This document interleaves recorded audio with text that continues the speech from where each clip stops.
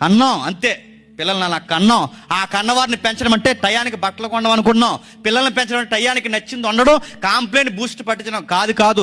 మన పిల్లల్ని పెంచడం అంటే చెప్పిన దేవునికి సాక్ష్యంగా పెంచడం. యెషయా తన కొడుకుని సాక్ష్యంగా పెట్టాడు. ఆనోకు తన కొడుకుని సాక్ష్యంగా పెట్టాడు. యోహాను తండ్రి జకర్యా యోహాన్ని దేశానికి సాక్ష్యంగా పెట్టాడు. నీ కొడుకు నీ బిడ్డలో సాక్ష్యంగా ఉన్నారా?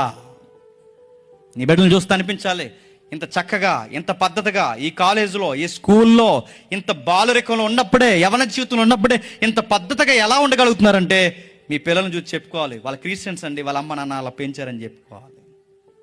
మన పిల్లలే ఎకులు జోకులు వేస్తున్నారు. మన పిల్లలే పక్కపక్క పనికిమాల జోకులు అవుతున్నారు. మన పిల్లలే పనికిమాల పనులు ఉంటున్నారు. మన పిల్లలే పనికిమాల యాప్లు వాడుతున్నారు. మన పిల్లలు ఇంకేం అది నడుతున్నాను, మీరు చర్చికి పోయి కూడా ఇలాంటి చేస్తారు ఏంట్రా అన్నప్పుడు నడుతున్నాను. ఎవరికి గౌరవం? ఆ తండ్రికి అవమానమే చెప్పండి, ఈ భూమి మీద ఉన్నప్పుడు చెప్పండి, ఈ తల్లిదండ్రులకి అవమానం.